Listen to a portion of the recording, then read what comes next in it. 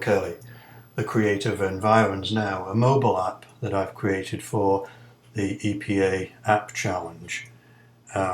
This app is I've written two versions of the app, one for the Apple iOS system running on either an iPhone or an iPad, and one for the Android system which can run on an Android smartphone or a tablet. The app is location context aware, so the first thing it does when the app starts up is to ask for the device's location and then uses that location information to present EPA data which is relevant to the location that the device is in.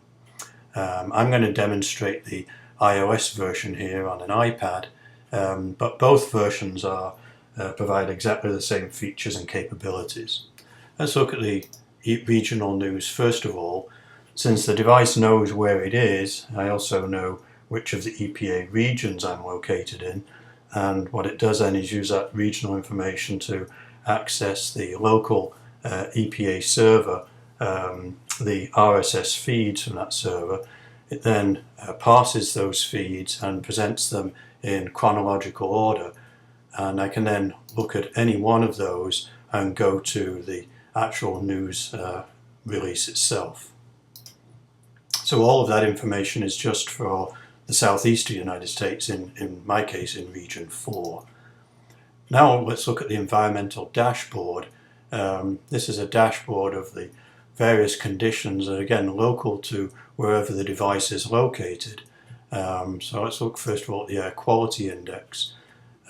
This accesses the EPA's Air Now gateway, their web services access, and downloads the observed and forecast ozone and particulates data for that area. So in this case it presents the qualitative value of the air quality index, in this case good, and as a background color will also show the EPA recommended color depending upon the actual value of the index itself. So in this case it's good and the background is green, and also shows that the local reporting area is Miami.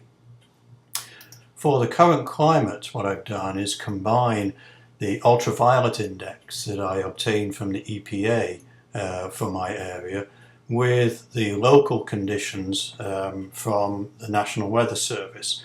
So I get the humidity, wind speed, pressure, dew point and heat index from the National Weather Service, again from my location, and to that I add the ultraviolet index and present the whole thing as a snapshot of my current climate. For the local water condition, I use the EnviroMapper look at the EnviroFacts on the EPA database.